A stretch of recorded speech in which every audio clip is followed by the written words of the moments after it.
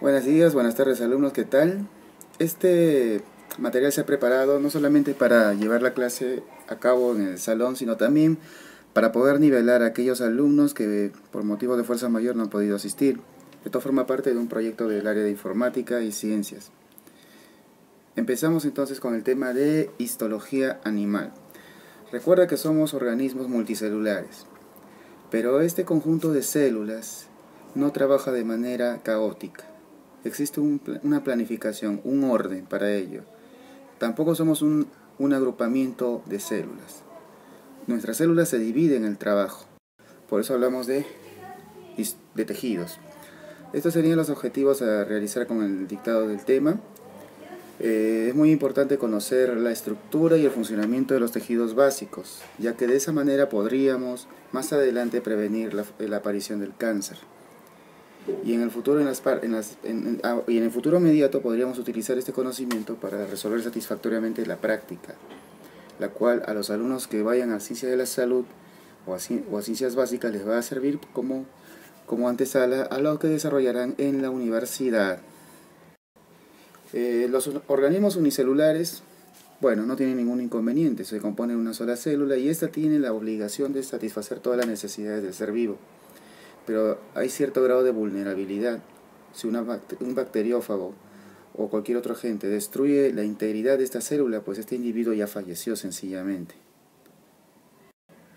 En cambio, los tejidos van a ser un conjunto de células que va a distribuirse el trabajo, ¿correcto? Esto se desarrolla en la naturaleza para alcanzar la máxima eficiencia posible. Un ser vivo pequeño, para mantenerse caliente, va a consumir mucho más calor que un ser vivo grande.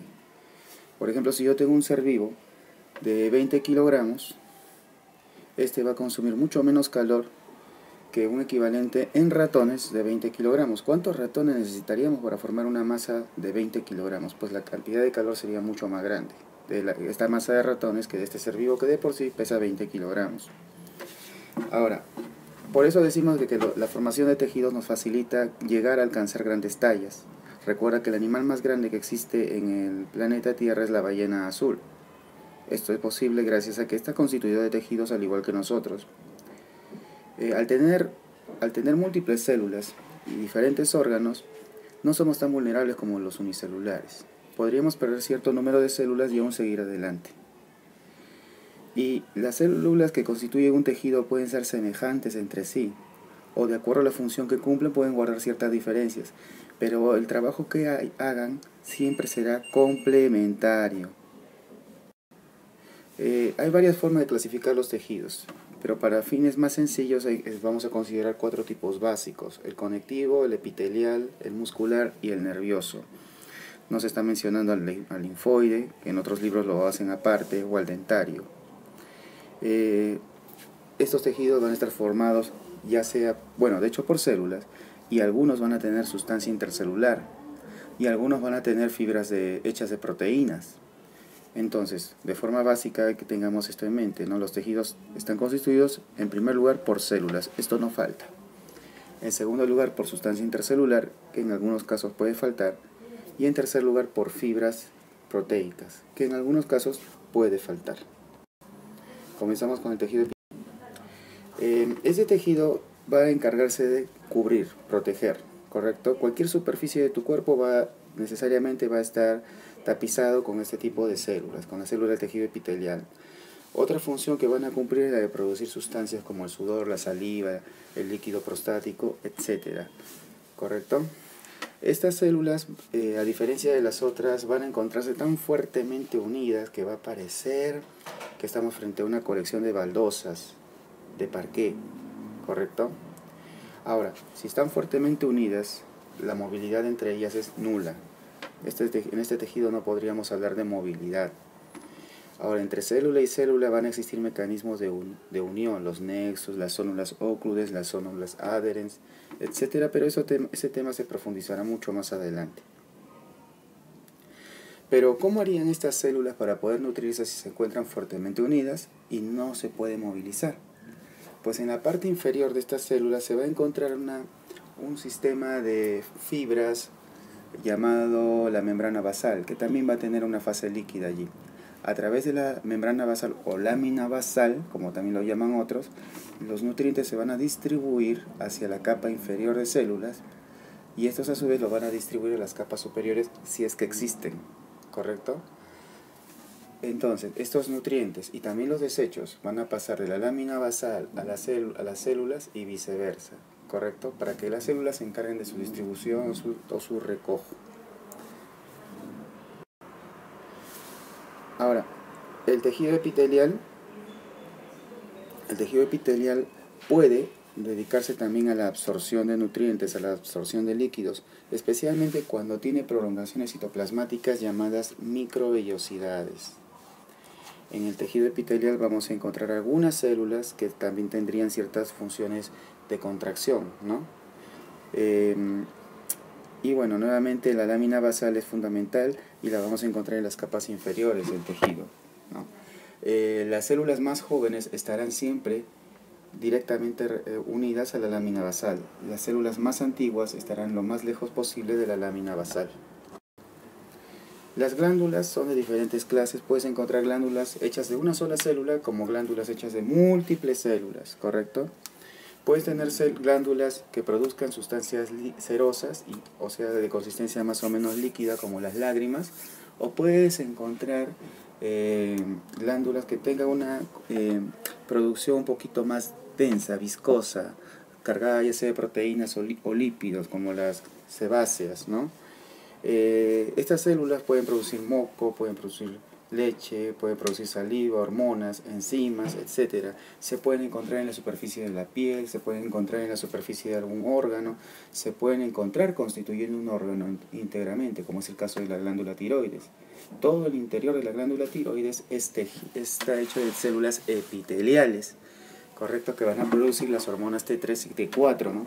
El páncreas inclusive, que también está conformado por células epiteliales glandulares, se da el lujo de producir dos clases de hormonas, la insulina y también el glucagón, y también vamos a encontrar enzimas digestivas.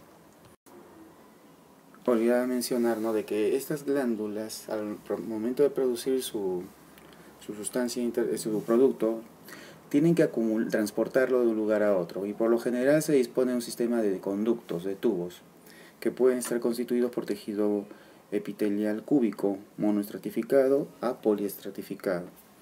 Las glándulas pueden ramificarse, las glándulas pueden ser también mixtas, pueden por un lado producir sustancia serosa y por otro lado pueden producir sustancia mucosa. Ahora, si hablamos de las células del epitelio encargado de la protección, o sea, el revestimiento, podríamos encontrar fundamentalmente tres formas, ¿no? Las escamosas, que son aplanadas, es decir, la altura es mínima, pero domina el largo y el ancho. Este tipo de células van a presentar núcleo central o excéntrico a lo mucho, pero siempre va a ser aplanado el núcleo, semejante a una moneda, ¿correcto? O semejante a una galleta. Vas a tener también las células cúbicas o cuboidales. Tanto el largo, el ancho y la altura más o menos van a tener las mismas dimensiones. El núcleo que presentan es por lo general esférico y de posición central o excéntrico. En las células columnares o cilíndricas vas a encontrar que la dimensión que predomina es la altura. El largo y el ancho es menor. Vas a encontrar que el núcleo es generalmente el elipsoideo, ¿no?, como un huevo. Ahora, hay que tener bastante cuidado aquí, porque a veces el núcleo puede ser central, otras veces puede ser excéntrico, es decir, ligeramente alejado del centro, o puede ser periférico, muy cerca del borde. Si son células encargadas de la absorción de nutrientes, entonces el núcleo tiende a ser central, a lo mucho excéntrico.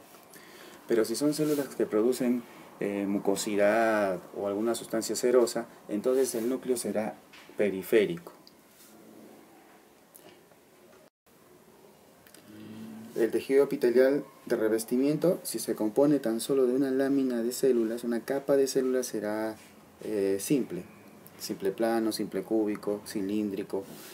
Hay que destacar también que en el epitelio cilíndrico algunas células van a presentar microvellosidades. Las microvellosidades, ¿qué utilidad tendrán? Aumentan la superficie de absorción de la célula, por lo tanto son muy buenas en el intestino delgado para absorber los nutrientes.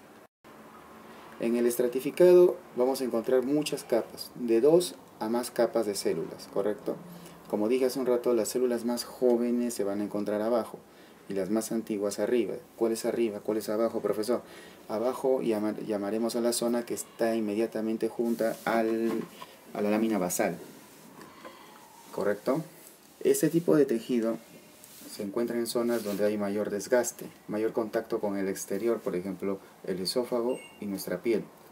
En nuestra piel lo vamos a encontrar reforzado con la queratina, una proteína que es abundante en las células superficiales, a tal punto que las células que están en la capa superficial ya están muertas, su citoplasma está saturado de queratina, y el cual ya se encuentra en vacuolas. En la parte inferior del epitelio, de ese epitelio no vamos a encontrar células queratinizadas, ya que son células encargadas de la multiplicación, de la renovación de la piel. En el caso del esófago es un esquema muy parecido, pero no vas a encontrar queratina en la superficie. Sí, pero aún así las células van a estar muertas en la superficie.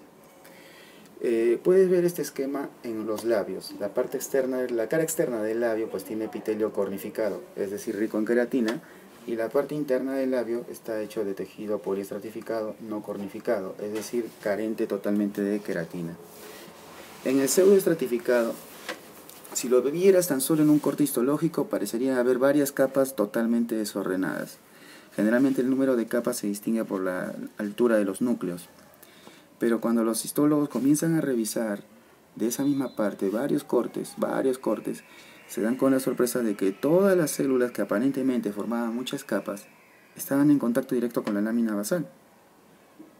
¿Cómo es esto?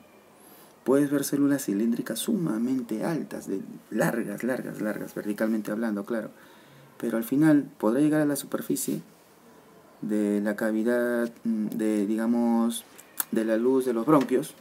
Sin embargo, es tan larga como un edificio y su base entra en contacto directo con la lámina basal. Por lo tanto, no hay un estrato, no hay un solo estrato. Tampoco podemos decir que haya muchos estratos, ¿correcto? Por eso se le conoce mejor como pseudoestratificado. Todas las células tienen contacto con la lámina basal, pero los núcleos están en diferentes alturas. Aquí vas a encontrar cilios. Los cilios, a diferencia de las microvellosidades, tienen movimiento.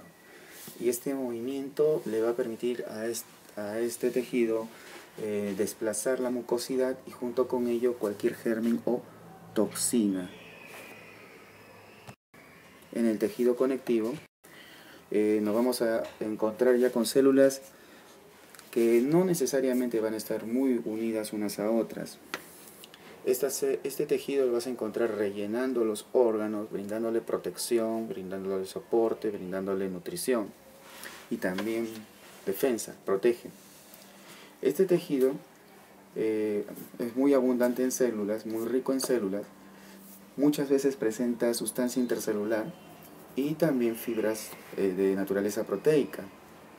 Si hablamos de la sustancia intercelular o matriz intercelular, o sustancia intersticial o matriz intersticial, su consistencia puede ser tan fluida como la sangre, según el caso, o puede ser muy densa, como si fuese una gelatina, ¿no? ¿Correcto? Puede o no tener elasticidad, dependiendo del tejido del que hablemos. Por ejemplo, en el tejido, en la matriz, por lo general vas a encontrar ácido hialurónico. En todos los tejidos conjuntivos, excepto en la sangre, vas a encontrar ácido hialurónico. En el caso del cartílago, además de esto, vas a encontrar el ácido condroitinsulfónico. En el hueso, que es un órgano sumamente duro, cada hueso es muy duro, vas a encontrar, aparte de lo que he mencionado, vas a encontrar los cristales de hidroxiapatita, que son aquellos que contienen el ion calcio, ¿correcto? Mucho cuidado en las gestantes. Los cristales de hidroxiapatita serán abundantes, o mejor dicho, estarán en los valores óptimos dependiendo del pH de la sangre. Si el pH es muy alcalino, adiós al calcio de los huesos. Ahora, este tipo de tejido también va a formar el relleno del embrión, el mesénquima, como se conoce. Y las células mesenquimáticas también pueden dar origen a otras células. En cuanto a fibras, puedes encontrar fibras colágenas, fibras elásticas y fibras reticulares. El colágeno, bueno, está hecho de un tipo de colágeno altamente duro, le va a dar consistencia al tejido. El elástico le dará flexibilidad, son fibras de elastina, y las reticulares, que son fibras de reticulina. En algunos tejidos predominará un tipo de fibra o el otro, o estarán en combinación. Entre las células conectivas tenemos al fibroblasto para comenzar. El fibroblasto es una célula de forma estrellada. El núcleo no se puede decir que tenga una forma totalmente regular, es más o menos ovoideo.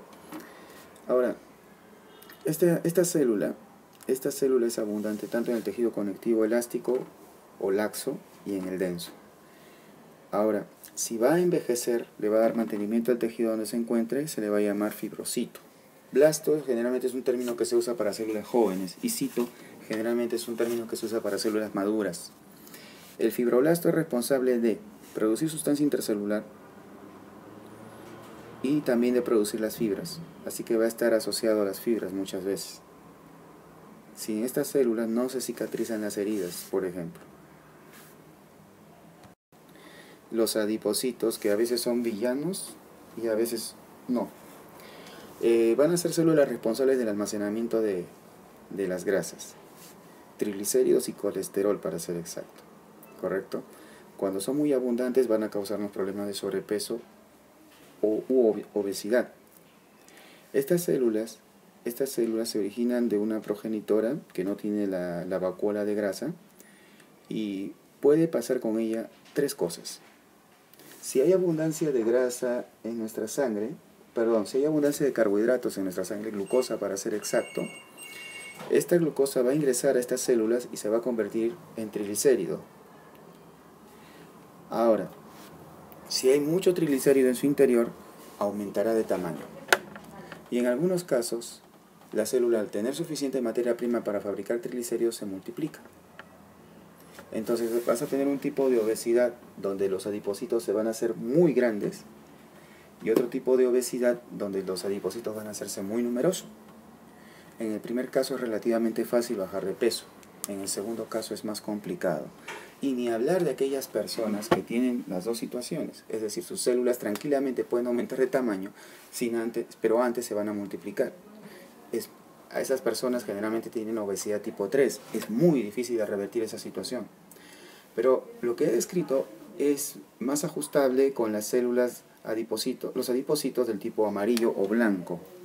Existen otros adipocitos, los pardo, que también van a tener muchas vacuolas de grasa, pero además van a tener carotenoides, flavonoides, ficoritrinas en su interior, y están asociados, aunque parezca mentira, con la reducción del peso. Si estas células, me refiero a los adipocitos pardos, reciben suficiente dote de ácidos grasos esenciales como el omega 3, el omega 6, antioxidantes del tipo liposolubles como la vitamina E, por ejemplo, y con una regularidad en la dieta, estas células van a motivar la pérdida de peso, quemando la grasa almacenada en las células amarillas. Eso voy a volver a repetir. La célula cebada o mastocito en su interior contiene gránulos de histamina y heparina. Estas células son muy sensibles a los anticuerpos del tipo E, inmunoglobulinas E, y están relacionados directamente con procesos alérgicos. Si eres alérgico al polen y este ingresa a tu nariz, automáticamente va a liberar la producción de inmunoglobulina E. La inmunoglobulina E se pegará al mastocito y este va a liberar a la sangre la histamina y la heparina. ¿Correcto? La histamina va a coordinar una serie de respuestas inmunológicas. No puedo profundizar aquí, es muy complejo para el tema. La heparina es un anticoagulante. Ahora, producto de ello, vas a sufrir de inflamación, escozor, ¿correcto? Si está en la nariz, pues vas a estornudar mucho. Si está en la piel, vas a tener un pequeño eritema, es decir, una inflamación local. Y bueno, el problema es, si el alergeno, o sea, la sustancia que te provoca la alergia, entra a la sangre, la respuesta puede ser mucho más fuerte, y eso puede llevar a la constricción de los bronquios, lo cual puede desencadenar una asfixia. En el caso que sufras de alergia, mejor tenga a la mano tus antihistamínicos. Y una cosa más, este proceso que he mencionado es muy veloz. Así que si sufres alguna alergia o sabes que te vas a exponer a este alergeno, toma primero la histamina y luego te expones. Porque el antihistamínico demora demasiado en actuar comparado con estas sustancias. El pericito es una célula de la que poco se habla. Está en la superficie de los capilares, los vasos sanguíneos más pequeños, que solamente son visibles con microscopio. El pericito se encarga de renovar a los vasos sanguíneos dañados. Algunos dicen que pueden inclusive renovar a los fibroblastos. Es decir, yo me hago una herida y pierdo mucho tejido conjuntivo. El pericito sería llamado a reparar todo ese desastre. Monocitos, neutrófilos y macrófagos son nuestros ejércitos privados. Nos van a proteger de las infecciones, así como también de sustancias químicas que puedan hacernos daño. Estas células pueden pasar de la sangre a el tejido conectivo y viceversa. Ahora, cuando se encuentran en la sangre, donde abundan en la sangre, son más abundantes ahí que en los tejidos conjuntivos, pueden aprovechar esos pequeños espacios que hay entre célula epitelial y epitelial del endotelio. El endotelio es la capa interna de las arterias, de las venas, y es todo el capilar, todo lo que constituye el capilar. Hay unos espacios muy pequeños. Si tú has visto un documental sobre los pulpos, te habrá llamado la atención que un pulpo enorme puede entrar en una botella. Pues bien, con estas células ocurre lo mismo. Es como si un pulpo gigantesco ingrese por una pequeña botella. Siempre y cuando el pico pueda alcanzar, eso es factible. Ahora, estos monocitos, neutrófilos, macrófagos se alimentan, entre comillas, de las bacterias o cualquier otro patógeno que nos afecte. Se alimentan y en su interior le dan un baño de oxígeno. El oxígeno es en realidad muy tóxico. Le dan sustancias derivadas del oxígeno, como solamente voy a mencionar el agua oxigenada. Muchas bacterias sucumben ante el agua oxigenada, se quiebran como si fuera una taza a la que le has agregado agua caliente y luego agua fría. Ahora, no van a destruir a las bacterias por este mecanismo, sino que también van a liberar mediadores como linfoquinas, que son sustancias, o interleuquinas, ¿no?, que son sustancias que van a coordinar toda la defensa del cuerpo. Los neutrófilos están asociados a infecciones bacterianas fuertes, ¿correcto? Los linfocitos nunca van a engullir a su presa, es decir, al patógeno, pero liberan sustancias químicas interesantes. Hay una población de linfocitos que libera perforinas. Las perforinas son proteínas que atraviesan la membrana celular, la pared celular de las bacterias, y a las pobrecitas las vuelve como una coladera.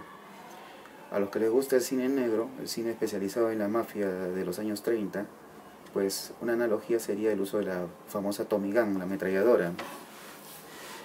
Ahora, hay otros linfocitos que se van a dedicar a lanzar interleuquinas y coordinar la defensa del cuerpo, pero hay otros linfocitos que son mucho más proactivos todavía, los linfocitos B, que por cierto también funcionan de memoria. Por ejemplo, si yo soy infectado por un virus la primera vez, se va a activar mi sistema inmunitario primario, y esa infección va a durar algunos días. Voy a tener los malestares propios de la enfermedad. ¿Por qué?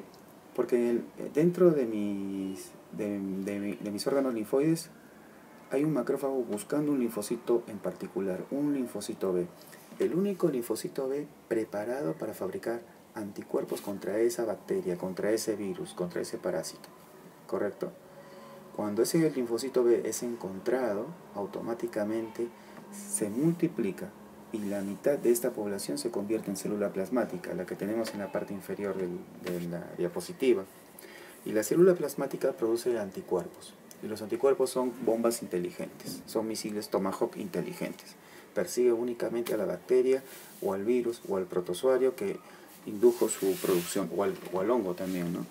Y mientras tanto, la otra mitad se queda como célula de memoria, cosa que si la bacteria o este agente patógeno ingresa otra vez a mi cuerpo, sentiré los malestares por un periodo mucho más breve. Por eso nos vacunan. Nos vacunan para estimular la producción de linfocitos B de memoria y para estimular la producción de células plasmáticas, específicas para el agente contra el cual nos han vacunado. Ahora vamos a ver los tipos de tejido conectivo, porque ya terminamos de ver las células. En el tejido conectivo denso vamos a encontrar abundancia de fibras colágenas. Son tejidos que se hallan en lugares donde se tiene mucho estrés, como las articulaciones, por ejemplo, ¿no? Tienes el denso modelado, donde todas las fibras colágenas están en la misma dirección, ¿no? Y el denso irregular, ¿no? Que se va a encontrar en la piel también, en la parte más inferior. Y el denso modelado lo vas a encontrar en los ligamentos. El tejido conectivo elástico no tiene tantas fibras colágenas como el anterior, tiene más fibras elásticas. Lo vas a encontrar, por ejemplo, en las arterias, en las venas. Y este tipo de tejido está asociado con las varices, los aneurismas y los hemorroides. A ver, comienzo con los aneurismas. Si este tejido tiene como característica que las fibras elásticas se degeneran, entonces las arterias van a empezar a deformarse. A eso llamamos aneurisma. Y si la deformación es severa, no nos sorprenda que simplemente se rompa la arteria y ahí tengamos un accidente cerebrovascular, por ejemplo, o tengamos un aneurisma en el brazo, en el corazón, en cualquier parte, porque cualquier arteria puede ser afectada, ninguna está libre. Si es en el cerebro, la muerte es relativamente rápida. Ya hemos padecido esos casos. Las varices son algo muy parecido, pero que ocurre en las venas. Si la vena se deforma porque su tejido conectivo elástico no es de buena calidad, a la larga vamos a tener las llagas. Y los hemorroides consiste en la deformación de estas venas, pero en el recto. El tejido conectivo reticular es abundante en los órganos linfoides. Los órganos linfoides son el vaso, los ganglios linfáticos, las placas de Peyer, etc. Estas fibras, las fibras de reticulina, forman enormes redes que soportan a las células, en su mayoría linfocitos. El vaso, por ejemplo, es responsable de renovar la sangre. Toda la sangre va a parar al vaso. Y el vaso se encarga de separar los glóbulos rojos nuevos de los viejos. El nuevo sigue su ruta, mientras que el viejo se queda en el vaso para ser destruido, para que la hemoglobina sea retirada y luego sea llevada al hígado para que se lo convierta en bilirrubina. ¿Correcto?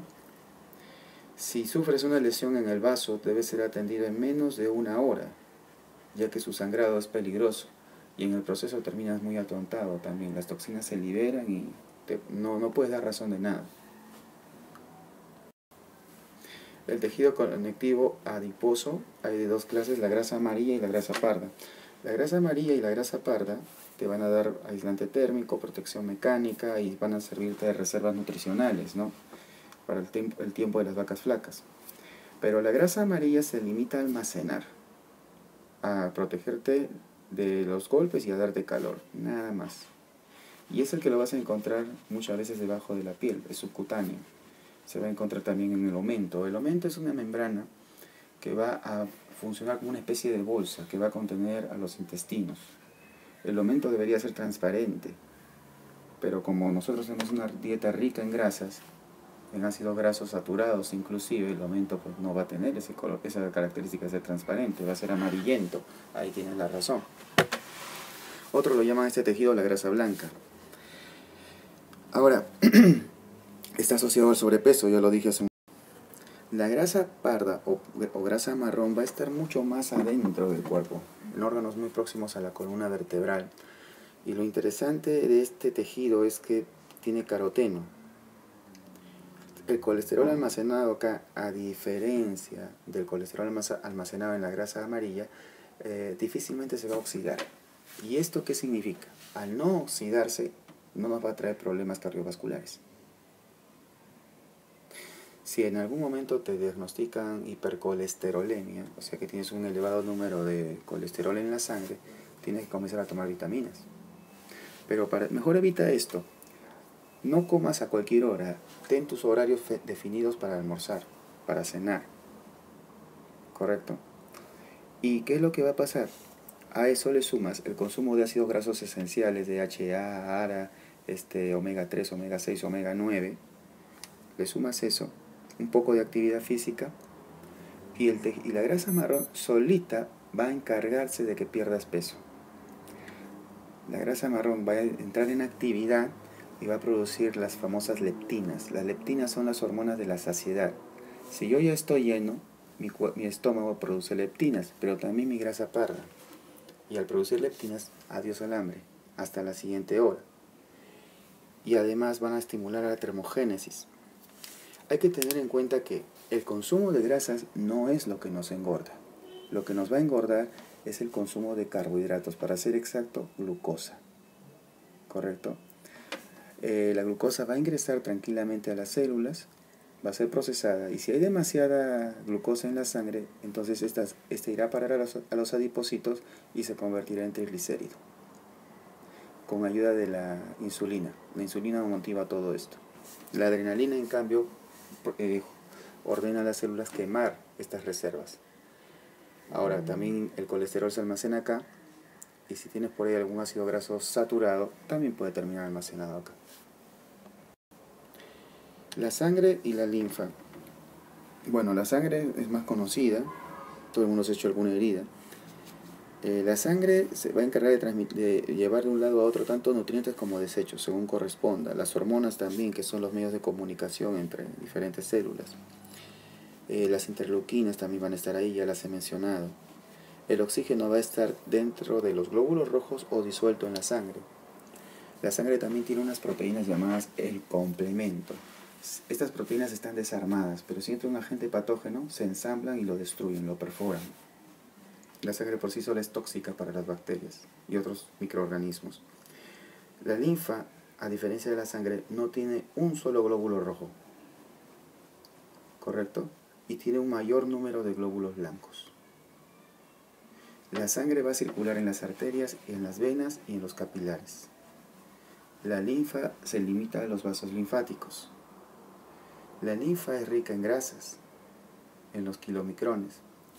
¿Dónde recibe la linfa estas grasas? La va a recibir de las vellosidades intestinales. Las vellosidades intestinales tienen vasos linfáticos en abundancia en la parte mucosa, es decir, en el tejido conectivo, en el relleno. Y ellos se encargan de recibir los nutrientes, no solamente grasas. Hay alguna proteína por ahí, algún aminoácido por ahí. Y del vaso y de la circulación linfática pasará después a la circulación sanguínea. Ahora, de lo que has digerido, la sangre que está en las inmediaciones de los intestinos no va a ir de frente a la circulación sanguínea. Esa sangre vía vena porta va a llegar al hígado. La vena porta es la única que no llega al corazón. La vena porta hepática va de los intestinos al hígado. ¿Y por qué necesitamos todo este trayecto? Porque el hígado va a encargarse de desintoxicar.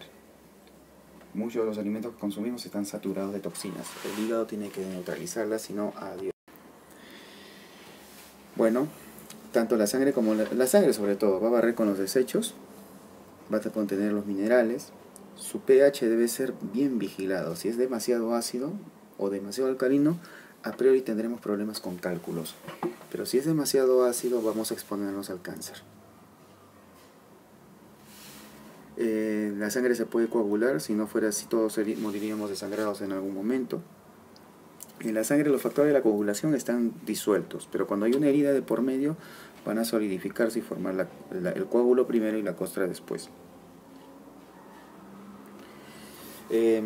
Tanto la sangre como la linfa van a determinar el volumen de los órganos. Si por ejemplo nuestro sistema linfático no recoge bien el linfa que se encuentra en el tejido intercelular, o el líquido que se encuentra en la sustancia intracelular, como quieras llamarlo, entonces vas a sufrir un edema, una inflamación, muy común en algunos ancianos que son hipertensos o tienen problemas renales. Ahora, A ti te toman la cantidad de glucosa, triglicéridos que tienes en la sangre venosa, porque en realidad esa sería la glucosa, triglicéridos que no ha sido aprovechado por las células, o sea, lo que ha sobrado, el saldo. Y si está por encima de ciertos valores, aquí hay dificultades. Esta tablita nos muestra un hemograma normal. Un hemograma es un análisis que te van a tomar cuando, por ejemplo, vas con fiebre al laboratorio o a la clínica. Si hay alguna desviación de estos valores hacia la derecha, es decir, hay un exceso o hay un defecto, ahí el médico debe encargarse de la interpretación. Por ejemplo, ¿no? Si tengo los neutrófilos en mucho más del número establecido, pues hay un proceso inflamatorio, ¿no? Una infección bacteriana probablemente. Si los linfocitos están muy elevados, probablemente hay una infección viral. Si los eosinófilos están muy elevados, probablemente hay un proceso alérgico o una parasitosis. ¿Correcto? Aquí tenemos algunos valores de colesterol, triglicéridos, o sea, el perfil lipídico. No puedes estar fuera de estos rangos. Normalmente estamos por encima de estos valores cuando tenemos una mala alimentación, una alimentación rica en carbohidratos. Si vas a realizar alguna dieta hiperproteica, una dieta que se caracteriza por el consumo de proteínas, es posible que aumentes también los valores de los lípidos. Para prevenir esto, en primer lugar debes contar con la autorización de tu médico, un cardiólogo por ejemplo, y para prevenir esto debes consumir bastante agua, por lo menos 2 litros, si es que consumes una dieta rica en proteínas. Y de paso consumir también sacha inchi o linaza, que ayudan a controlar los niveles de colesterol. Si hay un cardiólogo de por medio, él te va a recetar seguramente algunas medicinas que van a mantener nivelados los niveles de lípidos y también de ácido úrico. El ácido úrico es una sustancia que se va a acumular cuando está en exceso en las articulaciones, causando una forma de artritis, la artritis gotosa. El tejido cartilaginoso, ya lo mencioné anteriormente, va a contener en su sustancia intercelular ácido condroitin-sulfónico y ácido hialurónico. El ácido hialurónico tiene la característica de que retiene 20 veces más su peso en agua. ¿Correcto? Es como si tuvieras una esponja. Es como si tuvieras una esponja de 1 kilo que pudiera absorber 20 kilos de agua. ¿Te imaginas en el caso que se te derrame el agua de la lavadora? ¿Qué utilizaría, no? Pues bueno, el ácido hialurónico lo hace. Ahora, este cartílago va a encontrarse protegiendo los huesos, por ejemplo, ¿ya? Y en el principio de tu vida constituyó tu esqueleto. Es un tejido que no recibe directamente sangre. Los nutrientes de la sangre son filtrados por el pericondrio, que es una cubierta externa. El tejido cartilaginoso tiene unas células llamadas condrocitos que van a producir la sustancia intercelular, las fibras, que también hay fibras colágenas ahí, fibras elásticas, y también van a encontrarse, los condroblastos, que también hacen lo mismo y además se multiplican. Recuerda, las células jóvenes se llaman blastos, las células más maduras se llaman cito, y los blastos tienen un poder de reproducción. Ahí tenemos el cartílago hialino, que tiene un equilibrio entre los elementos que he mencionado, las fibras, la sustancia intercelular y las células. Algunas veces las células del tejido cartilaginoso van a formar agrupaciones, ¿no? Los conocidos grupos isógenos. Y entre estas células hay comunicación, ¿correcto? Si un cartílago recibe riego sanguíneo, se convierte en hueso, por si acaso.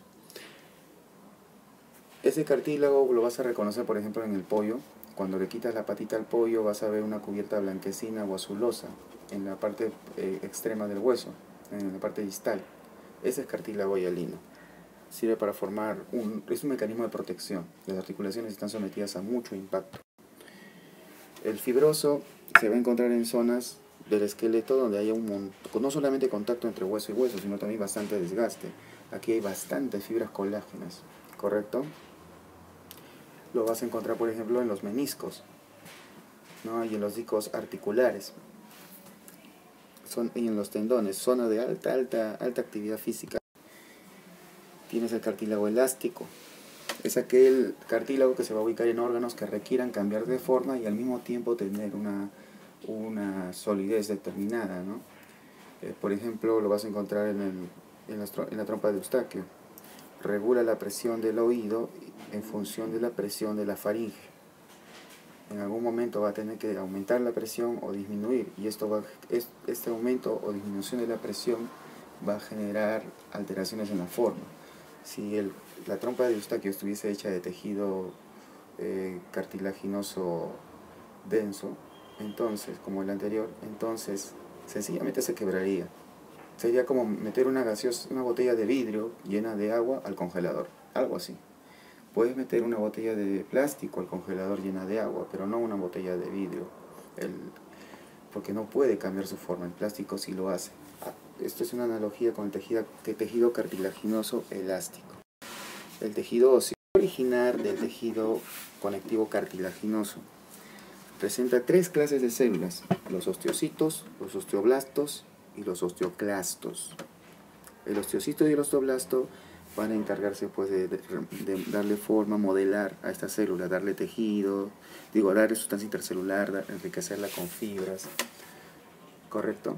Estas células, tanto osteocitos como osteoblastos, van a estar atrapadas en una cavidad, y estas cavidades se van a encontrar interconectadas para que los nutrientes puedan pasar de la sangre, porque los huesos tienen una arteria, una vena y un nervio en conductos bien definidos, para que los nutrientes pasen de la sangre a cada una de estas células. Así que están interconectadas, encerradas, distanciadas, pero siempre hay un hilo de citoplasma que une una célula con otra, ¿correcto?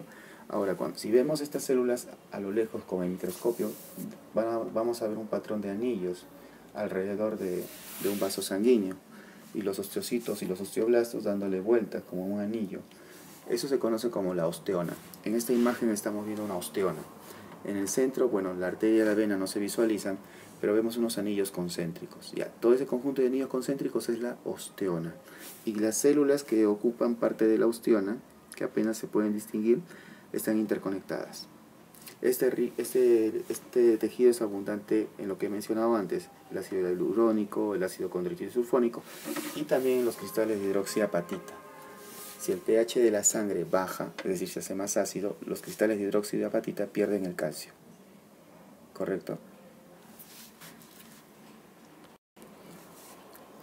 Ahí hay una pequeña mención de los osteoblastos, son células jóvenes. Los osteocitos, células maduras. El esqueleto se renueva a lo largo de la vida. Yo ya no tengo el esqueleto con el que vine al mundo, ese lo renové hace rato. Una persona puede renovar su esqueleto entre 4 o 5 veces más o menos. Y dentro del esqueleto están los glóbulos rojos también, o mejor dicho, la médula ósea, que va a formar glóbulos rojos, glóbulos blancos. Los osteoclastos son células importantes porque van a remodelar el hueso. El hueso crece constantemente. Si tú golpeas, digamos, con tu puño en un cuerpo de madera, un objeto de madera, ese hueso que está en contacto directo, o ese hueso que sufre el impacto, va a empezar a engrosarse. Si repites el ejercicio infinidad de veces, en lugar de nudillos tendrías cuernos allí. ¿Pero por qué no ocurre eso? Porque apenas los nudillos alcanzan un tamaño aceptable. Porque los osteoclastos remueven el exceso de hueso. Los osteoclastos también van a trabajar cuando la sangre necesite calcio, ¿correcto? Si la sangre necesita calcio, los osteoclastos son llamados a retirarlo de la matriz ósea. Si hay una mujer que está gestando, el osteoclasto va a retirar el calcio de los cristales de hidroxiapatita de la matriz ósea y lo va a llevar a la sangre, y la sangre lo va a llevar al bebé, al feto. Tejido. Bueno, es el encargado de darle movilidad a los órganos. Es capaz de contraerse. En este caso, en el tejido muscular, a las células las conocemos como fibras, ¿ya? No hay directamente fibras colágenas. Pero ¿cómo es esto? El tejido muscular estriado, o sea, el tejido que conforma un trozo de carne, tiene grasa, entonces debe haber células del tejido conectivo. No tiene sentido. No, no es así. Lo que pasa es que las fibras musculares siempre están rodeadas de tejido conectivo que le va a brindar alimentación y protección. En este tejido vamos a encontrar muchas proteínas, de las cuales destacan la actina y la miosina, que son proteínas en forma de fibra y son responsables de la contracción muscular. Estas trabajan en orden para que el músculo... Hay 3 clases de fibra muscular. Repito, el término fibra en el caso de tejido muscular se aplica a la célula. no a las fibras colágenas. Aquí vas a tener las fibras cardíacas, las fibras estriadas, voluntarias o esqueléticas y las fibras lisas, ¿correcto? Tanto en las cardíacas como en las esqueléticas ves un patrón de rayas. No es que se han comido un tigre. Lo que pasa es que el orden de la actina y la miosina a nivel microscópico se puede visualizar como un patrón de franjas transversales al ecuador de la célula, ¿correcto? En cambio, la fibra muscular lisa, la actina y la miosina no tienen ese nivel de orden. Por eso es que no visualizamos un patrón de franjas. Pero está presente en estas células lisas. Y su contracción es algo desordenada y sostenida, a diferencia de las estriadas esqueléticas. Ahí se les agota el oxígeno, a las estriadas esqueléticas ya no trabajan. Ahí se quedaron. Producen ácido láctico y viene el dolor. En cambio, con las lisas, no. Las lisas pueden estar contraídas horas de horas de horas. Por eso los calambres intestinales, cuando mezclamos inapropiadamente caliente con frío, por eso también los dolores, los cólicos menstruales, ¿correcto? ¿Por qué duran tanto? Porque estas células están contraídas. Y la fibra cardíaca, bueno, tiene siempre un aporte constante de oxígeno, así que se contrae rítmicamente. Las fibras musculares en todos los sentidos son células altamente especializadas, ni hablar de las estriadas. Son altamente especializadas, por eso si te lesionas una fibra muscular, esta difícilmente será renovada. Si por ejemplo sufres de un desgarro, esta herida será cubierta con tejido conectivo denso, perdiendo movilidad en ese músculo, por si acaso. Las fibras musculares estriadas tienen núcleos periféricos, es decir, núcleos que están al borde de la célula, y son numerosos también. Si lo pudiéramos ver por dentro, habría un retículo endoplasmático liso, bastante complejo, rico en calcio, porque el calcio participa en la contracción muscular. Si no hay calcio, la contracción muscular se detiene, así de simple. Estas células también reciben el aporte del sodio y potasio a través de la conducción nerviosa. Están fuertemente asociadas con las fibras nerviosas. El músculo liso, cada célula tiene forma de huso aproximadamente, huso con H, y los núcleos son excéntricos o centrales, alargados también. Cuando esta fibra se contrae, pareciera que estás exprimiendo la ropa al método antiguo. ¿Correcto? Pregúntale a la abuelita cómo antes exprimían la ropa. Hoy día tiene la centrífuga, pero en ese entonces no había centrífuga, ¿no? Cómo se exprimía la ropa, también trae recuerdos. Esa es la forma que adoptan estas fibras y pueden estar en esa condición por horas. La fibra muscular lisa estriada no puede estar así por horas, y si lo está, ya está inflamada. El músculo cardíaco son fibras mucho más cortas que las estriadas voluntarias. Pueden presentar uno o dos núcleos centrales o excéntricos, ¿correcto? Y entre célula y célula se va a presentar algo llamado el disco intercalar, ¿correcto? Así vamos a diferenciar una célula de otra. En el dibujo de la parte inferior izquierda, si ves con atención, hay unas líneas de color morado muy delgadas. Míralo con atención. Entre célula y célula, ahí está el disco intercalar. Se puede ver con el microscopio. En la esquina de ese esquema, por ejemplo, en la esquina inferior derecha, hay dos fibras intercalares bien notorias, una más larga que la otra. La más corta es sumamente gruesa.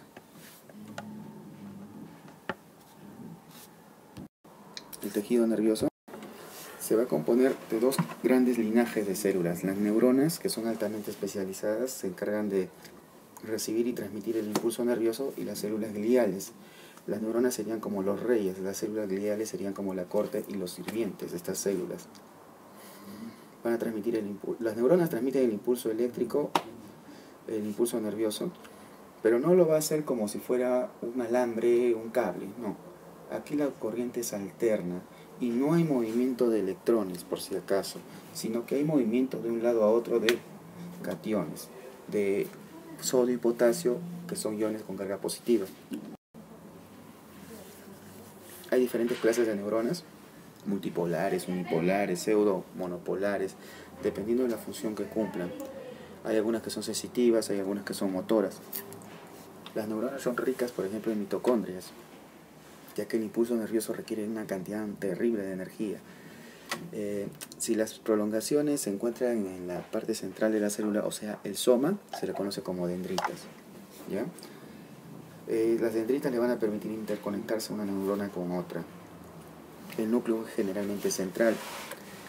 En la parte inferior puede haber más ramificaciones, el telodendrón, y entre el soma y el telodendrón está el axón o cilindro eje. El impulso nervioso va a transmitirse desde la dendrita al soma, al axón, al telodendrón. Repito, el impulso nervioso va de la dendrita al soma, al axón y al telodendrón. Y va a llegar a otra neurona, o va a llegar a una célula muscular, o va a llegar a una célula glandular o epitelial. ¿Correcto? Cuando hablamos de sinapsis entre neurona y neurona, hay que ver con atención que los componentes de una célula no se unen con la otra. La dendrita de una neurona no está unida estrechamente con la dendrita de otra, hay un espacio entre ellos. Cuando el impulso nervioso se transmite y llega al botón sináptico, que es esa porción de la dendrita que se aproxima a la otra célula, se van a liberar los neurotransmisores, dopamina, acetilcolina, etc.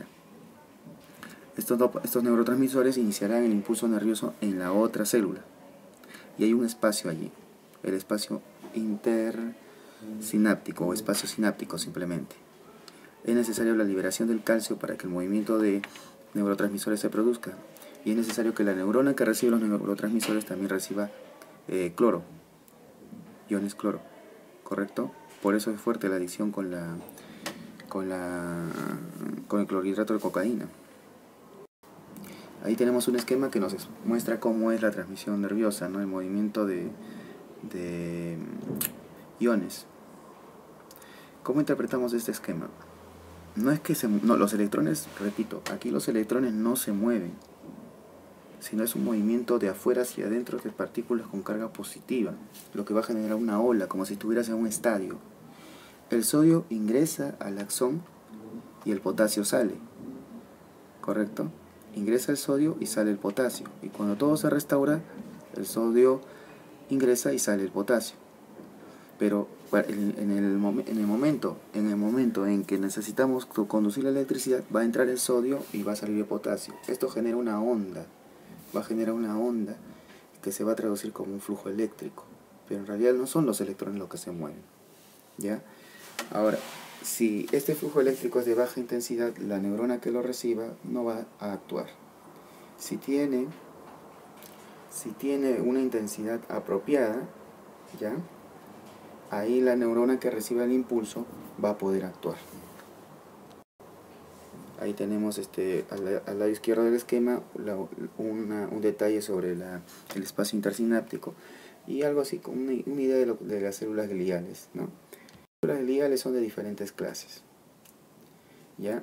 Solamente mencionaré a la microglía, por ejemplo, que es célula defensiva, el astrocito, que es la célula que se va a encargar de dar la alimentación a las neuronas. Las neuronas no se pueden alimentar y tampoco pueden perder glucosa mucho tiempo, mueren rápidamente. El astrocito lo que hace es emitir una prolongación de su citoplasma y entrar en contacto con una arteria. Y con la otra prolongación llega a la célula, ¿correcto? Por cierto, las arterias y las venas no irrigan directamente al sistema nervioso central, nunca llegan.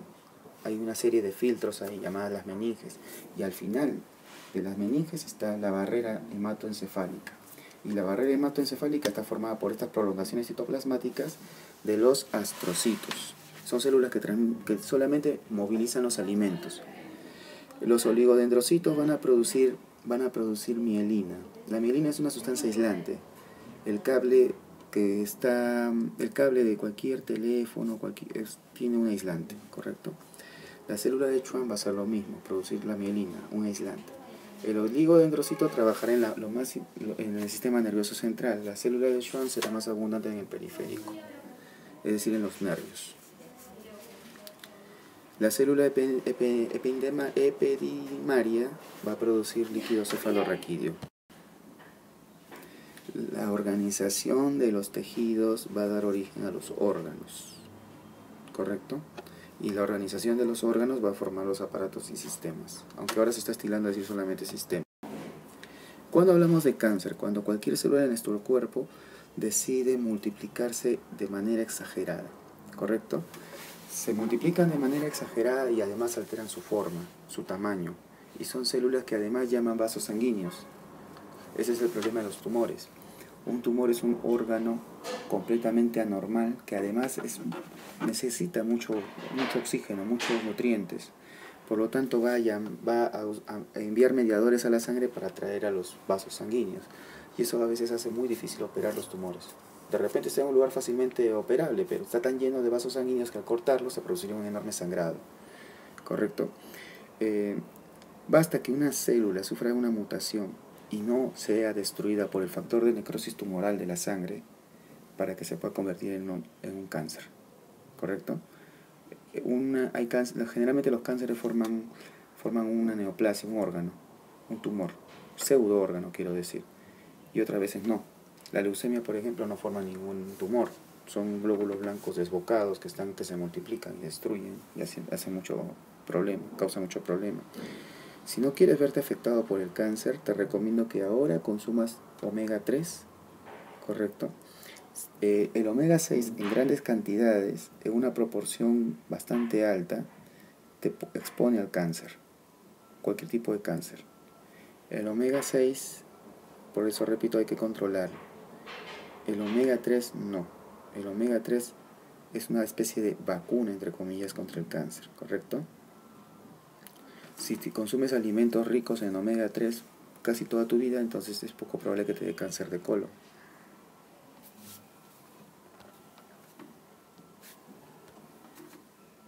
Muy bien, gracias por su atención. Eso sería todo. Espero que hayan prestado atención también a lo que indiqué acerca de los ácidos grasos y otras sustancias necesarias para nuestra alimentación. Si quieres prevenir tumores, malestares de toda clase, aliméntate correctamente. Ahora ya te va a resultar importantísimo porque conoces cómo están hechos tus tejidos y cómo funcionan.